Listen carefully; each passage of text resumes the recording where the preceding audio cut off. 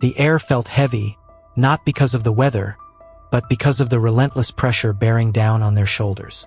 Days blurred into nights, each one marked by the same gnawing question. Why does it have to be so hard? The bills piled up like a tower threatening to collapse, each notice a reminder of the tightening grip of scarcity. They weren't lazy, far from it.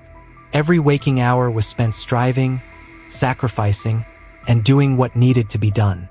And yet, it seemed like the harder they worked, the more distant relief became. What made it worse was the cruel contrast. Others around them seemed to thrive effortlessly. Friends shared stories of promotions, new homes, and extravagant vacations. Social media feeds brimmed with images of glossy success. But here was the harsh reality. The fridge hummed with emptiness. The car sputtered with a warning light they couldn't afford to fix. The nights were long, not because of peaceful rest, but because of the calculations running endlessly through their mind. What can I cut back on? Which bill can wait just a little longer? In moments of solitude, they wrestled with their faith. I've been faithful, they whispered into the quiet. I've followed the path. So why does it feel like I'm being left behind? Each unanswered prayer felt like a weight tied to their feet, pulling them further into the depths of doubt. Despite the heaviness, there was a flicker deep inside, a stubborn ember refusing to be snuffed out. This wasn't a feeling of hope. Not yet. It was something quieter, like the faint memory of a promise that hadn't yet been fulfilled. And so, they pressed on, carrying the weight of scarcity while silently yearning for an answer, for a sign, for something to shift the tide. The house was silent, yet their mind roared. The clock's relentless ticking filled the dimly lit room as they sat at the edge of their bed, staring into the darkness. The kind of darkness that doesn't just surround but presses inward, suffocating. Sleep didn't come easy these days, not with the weight of so many questions clawing at their thoughts. What am I doing wrong? They whispered into the void, their voice barely audible, even to themselves. They had prayed, they had worked tirelessly, and still nothing seemed to change. The knot in their chest tightened as flashes of guilt crept in. Maybe I didn't pray hard enough. Maybe I missed some sign, some instruction I was supposed to follow. The doubts had a way of multiplying in the quiet. At first, it was just a seed of uncertainty, a fleeting thought. But now it felt like a wildfire, consuming every ounce of their confidence. Each passing day without relief seemed like confirmation of failure. Maybe I'm not enough. Maybe God has forgotten me. These nights were the worst. The stillness amplified every fear, every insecurity.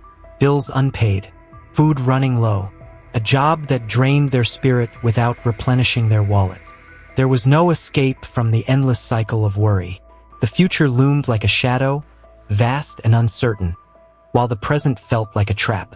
Even in the deepest moments of doubt, there was a flicker of defiance, a refusal to let go of faith entirely. But it felt distant, like a fading echo from another life. How could they hold on when their hands were so full of burdens? How could they trust when every prayer seemed to go unanswered? The weight of it all settled heavily on their chest as they lay back, staring at the ceiling. Their heart begged for rest, for reprieve, but the questions wouldn't let them go. They squeezed their eyes shut, willing sleep to come, knowing that tomorrow would bring more of the same. In the silence, a single tear slipped down their cheek, and somewhere, in the depths of their soul, a quiet voice whispered, not loud enough to be heard, but just enough to be felt. This isn't the end. Morning came slowly, dragging its reluctant light into the room. The world outside was waking up, but inside, the weight of the night lingered. They moved through the motions, coffee brewing, dishes clinking, but it felt mechanical, like an actor repeating lines they no longer believed in. By midday, the exhaustion, both physical and emotional, hit hard. Sitting at the kitchen table, they stared at the stack of unopened bills, each envelope like a taunt. Something snapped within them. With a frustrated shove, the stack fell to the floor, papers scattering like leaves in a storm. It was in the aftermath of that small, chaotic act that the silence returned. Not the oppressive silence of the night, but a quieter, more thoughtful kind. Their eyes settled on a single phrase printed on the corner of one of the letters. Final notice. The words blurred as tears welled up, not from fear this time, but from something deeper. An ache they couldn't quite define. They pushed the chair back, needing air, space, something to ease the constriction in their chest. Stepping outside, they felt the cold wind cut through them, sharp and bracing. It forced them to stop, to breathe, to feel. And then, out of nowhere, a memory surfaced. A moment from years ago, sitting in a church pew, hearing the words of a sermon. God doesn't give you more than you can bear, the preacher had said. It had sounded comforting back then, but now, standing there with the weight of everything crushing them, those words felt distant, even hollow. What does that even mean? They thought bitterly. Because right now, this feels unbearable. But as the thought took shape, something stirred. A voice, not audible, but steady, certain, and unshakable. You're still standing, aren't you? It wasn't accusatory. It was gentle, almost questioning, like a reminder. They sank down onto the porch steps, the cold biting through the thin fabric of their pants. For the first time in what felt like ages, they let themselves pause, truly pause. The fight to fix everything, to make sense of it all, was exhausting. But in that moment, they stopped fighting. And in that stillness, clarity began to seep in, like sunlight breaking through heavy clouds. Maybe this isn't about me failing. Maybe it's about me learning. The thought felt foreign, almost unwelcome at first, but it lingered. The wind whipped around them, carrying the faint scent of rain. They didn't have all the answers, not even close. But for the first time in weeks, maybe months, they felt a small shift. A quiet realization that perhaps, just perhaps, there was a reason for the storm. And with that, a new question emerged, not out of frustration, but out of curiosity. What am I supposed to see in all of this? The week unraveled like a thread pulled too tight. Every turn seemed to bring another challenge, each one heavier than the last. The car broke down on the way to work, stranding them on the shoulder of a busy highway. The repair estimate was impossibly high, a sum that seemed laughable in the face of their already strained finances. By the time they got home, the exhaustion was bone deep, but the day wasn't finished with them yet. A call from the landlord brought news they'd been dreading. The rent was overdue, and there was no more patience left to offer. "You've got until the end of the month," the voice on the other end said, firm but not unkind. They hung up, the phone slipping from their hand onto the couch. The walls of the small apartment felt closer than ever, the ceiling lower, the air heavier. Faith had always been a source of strength, but right now, it felt fragile, like a thin thread unraveling with every blow. Later that night, a friend reached out with an offer that should have felt like a lifeline. It was quick money, easy enough to solve the most immediate problems, but it came with a price, an ethical compromise that rubbed against everything they stood for. "No one will know," their friend assured, their tone casual, almost dismissive. "It's just one time. You need the money, right?" The words replayed in their mind long after the conversation ended. The offer sat there, heavy, like a stone in their chest. It would be so easy to say yes, to take the shortcut, to fix the immediate problems. No one would blame them for it. And yet, the very thought left a bitter taste in their mouth. This was the crossroads, the moment where their faith wasn't just an idea but a choice. Could they hold on to their integrity, their belief that there was something greater guiding them, even when it felt like the world was offering an easier way out? Sleep eluded them that night. Lying awake, they stared into the darkness, the question gnawing at them. How far am I willing to go to survive? The silence around them was deafening, but deep within, there was a flicker of something steady. It wasn't an answer, not yet, but a reminder of who they were, of who they wanted to be. When dawn broke, the decision had been made. The money would have to come another way, even if they didn't know how yet. Their faith had been tested, and though it felt like walking a tightrope over a storm, they chose to stay true to the path they believed in. The struggles didn't vanish. The bills were still there. The car still needed fixing. But as they faced the day, there was a quiet strength in their steps, a resolve that whispered, "I will trust." Even in this, the morning began like so many others, mundane, burdened, routine. But something shifted as the day unfolded, subtle and almost imperceptible at first. They were sitting at their desk, staring at the numbers that refused to add up, when the memory of last night's decision surfaced. It felt fragile yet firm, like a seed breaking through the soil after a storm. As the hours passed, small, unexpected moments began to pierce through the haze of their struggles. A colleague stopped by with words of encouragement. Nothing profound, just a simple, "You're doing great. Don't give up." The words lingered, not because of their weight, but because they arrived when they were needed most. Later, during a brief walk to clear their head, a sudden gust of wind carried the sound of children laughing. It was the kind of laughter so free and unrestrained that it felt like a bomb. Their steps slowed as they watched the children chasing bubbles, their joy untainted by the world's heaviness. When was the last time I felt that light? The question came without bitterness, just curiosity. It wasn't a grand epiphany, not a voice from the heavens or a burning bush, but a quiet realization began to take root. The hardships, the weight, the relentless grind, it wasn't meaningless. It was shaping them, stripping away the distractions, forcing them to confront the core of who they were. That evening, as they sat alone, a verse from a long-forgotten sermon came to mind. "For I know the plans I have for you, plans to prosper you and not to harm you, plans to give you hope and a future." It wasn't new, but this time, the words didn't feel distant or abstract. They felt personal. For the first time in months, they allowed themselves to entertain a radical thought. What if all of this is preparation? Not punishment, not abandonment, but a refining process, like gold in fire. The image of a goldsmith came to mind, heating the precious metal until every impurity rose to the surface, leaving behind something stronger, purer. The realization didn't erase the struggles. The rent was still overdue. The car still needed repairs. But as they sat there, they felt the faintest glimmer of peace. This wasn't the end of the story. The trials weren't pointless. There was something bigger at work, something that hadn't yet fully unfolded. In the stillness of that night, they made a quiet vow. "I will trust the process." It wasn't blind faith. It was faith born of a deeper understanding that growth often comes through struggle, that purpose often emerges from pain. And for the first time in a long while, they went to bed not with answers, but with hope. The days that followed weren't free of challenges, but something within them had shifted. The weight of scarcity was still present, yet it no longer felt like a suffocating grip. It was as if the lens through which they viewed their struggles had been cleaned, revealing faint patterns where there had once been only chaos.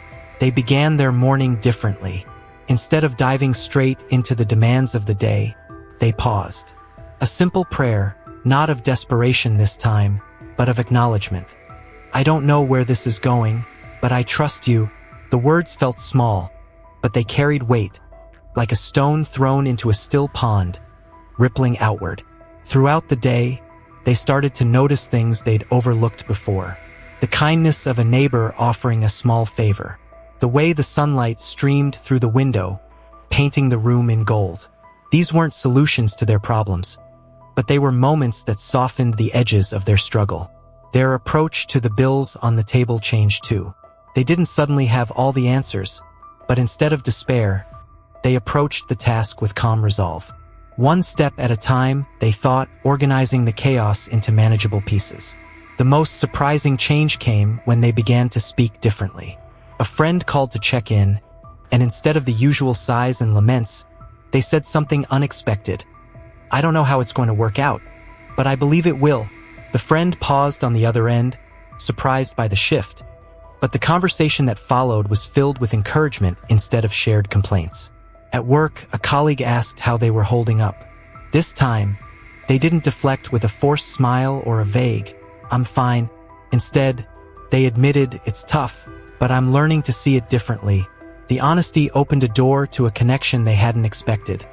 The colleague sharing a similar struggle from their own life. Evenings became quieter, not in their circumstances, but in their soul. They spent time reflecting on the small victories of the day. A bill partially paid, a kind word exchanged, a moment of stillness amidst the noise. There was no dramatic turnaround, no sudden windfall, but there was a sense of forward motion, however small. Through it all, one thought began to crystallize. This isn't about what I lack. It's about who I'm becoming. That realization changed everything. They weren't just enduring their struggles anymore. They were learning, growing, becoming. As they closed their eyes that night, the darkness around them no longer felt oppressive. It was the kind of darkness that holds a quiet promise, the kind that signals the dawn is coming. The quiet moments became their sanctuary, not an escape from the challenges, but a space where they could breathe and reflect. In those moments, they began to see the thread running through their experiences, a pattern they couldn't deny. The trials they were facing weren't random. Each one seemed to be shaping them, carving away pieces of fear, doubt, and pride to make room for something deeper. Their prayers shifted, no longer filled with desperate pleas for answers.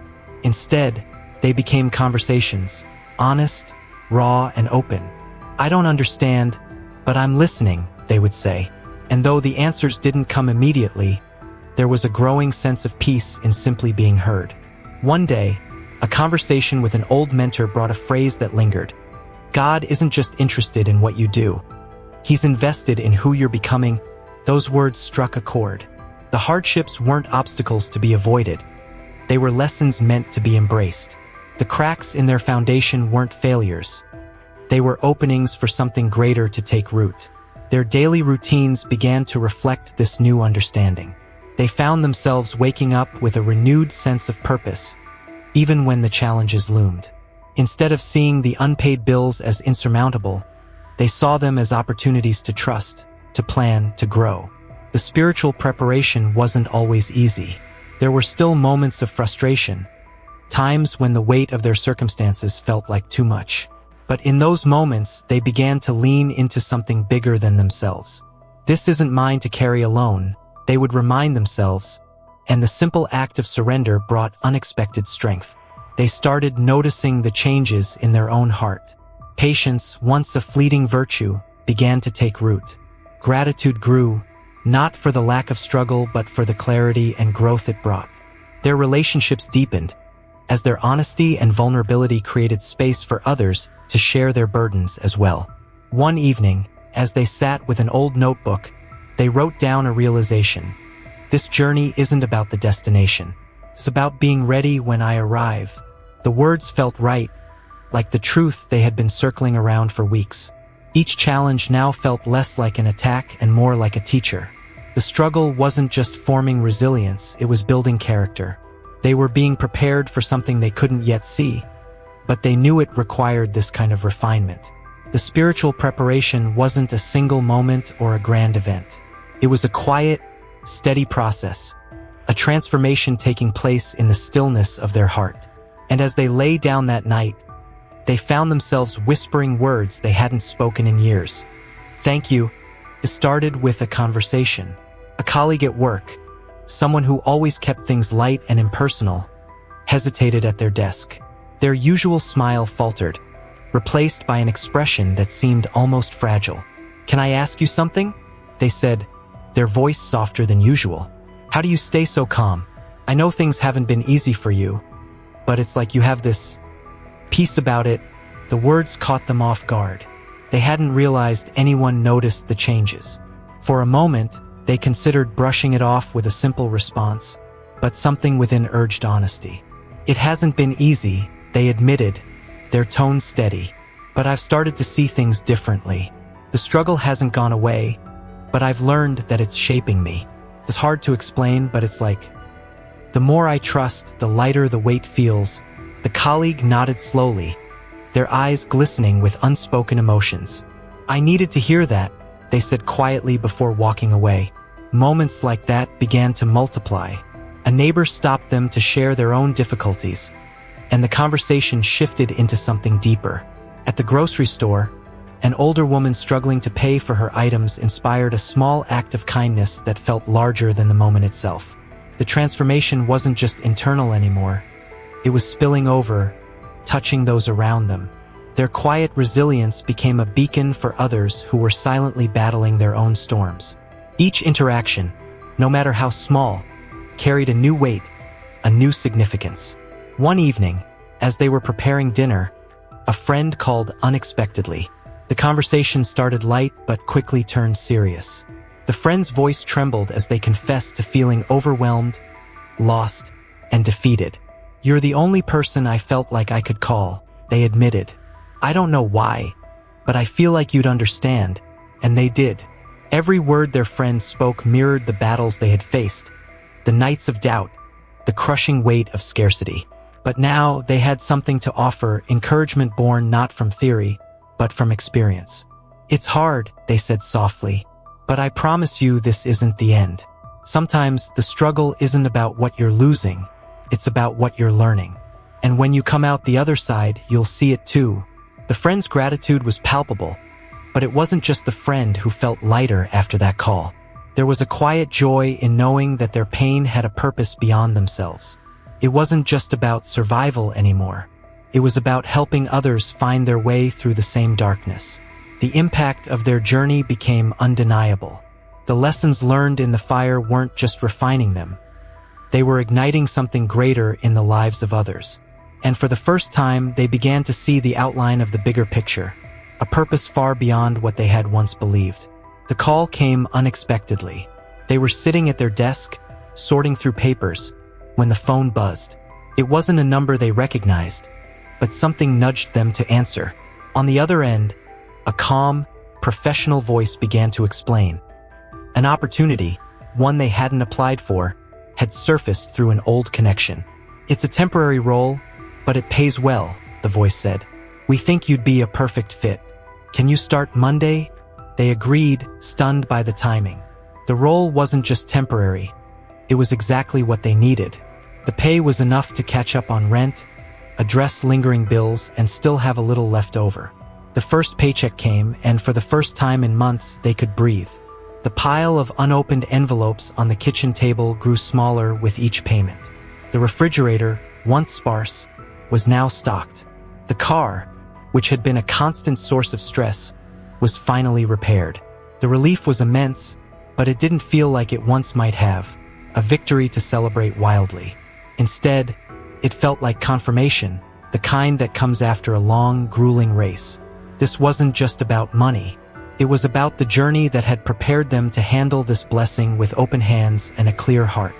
As the weeks turned into months, the temporary role transitioned into a permanent position. With it came stability, not just financially but emotionally.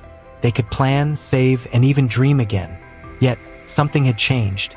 The things that once felt like ultimate goals, material comforts, financial freedom, were no longer the center of their focus. Prosperity had come, but it was different now. It wasn't just about what they had, it was about what they could do. They began giving back in small but meaningful ways. Paying for a stranger's groceries, donating to a local shelter, or lending a listening ear to a friend in need. One quiet evening, they sat with a journal in hand, reflecting on the past year. The struggles, the doubts, the countless nights they had cried out for relief. It all made sense now. The waiting, the refining, the lessons learned in the fire, they had prepared them for this moment. They weren't just someone who had overcome. They were someone who had been transformed. The prosperity they now held wasn't a destination. It was a tool, a blessing to be shared and stewarded wisely. And as they looked around their modest, warm home, filled with signs of renewal and hope, a deep sense of gratitude welled up within them. They whispered into the stillness, "Thank you for the struggle. It made me ready for this." The days no longer felt like a fight for survival. Life hadn't become perfect. There were still challenges, moments of uncertainty, but the constant weight of scarcity had lifted. In its place was a quiet strength, a clarity they hadn't known before. One afternoon, they were invited to speak at a small community event. The organizer, someone who had heard about their journey, asked if they could share their story. At first, they hesitated. Vulnerability wasn't easy, and speaking about the pain felt like reopening wounds. But they agreed, sensing that this moment was part of the purpose they had come to understand. As they stood in front of the modest crowd, their voice trembled at first. They spoke about the nights of doubt, the relentless trials, and the moments where faith felt like a distant flicker. But then, their tone shifted. They began to share how those struggles had shaped them, how they had discovered strength they didn't know they possessed, and how they learned that purpose often hides in the darkest places. The room was silent, not in discomfort but in connection. People nodded, wiped tears, and leaned in. Afterward, several approached them, sharing their own struggles and thanking them for the courage to speak. From that moment, something new ignited within them, a realization that their journey wasn't just about their transformation. It was a story meant to uplift others, a testimony of resilience, faith, and divine timing. They began to look for opportunities to give back, not just with money but with time, wisdom, and presence. They volunteered, mentored, and opened their home to those who needed a safe space. Every act, no matter how small, felt like a piece of the puzzle falling into place. One evening, as they reflected on everything that had led them here, they felt an overwhelming sense of gratitude. They thought about the nights of anguish, the moments of surrender, and the quiet revelations that had shaped their path. It wasn't about the struggle, they realized. It was about who I was becoming through it.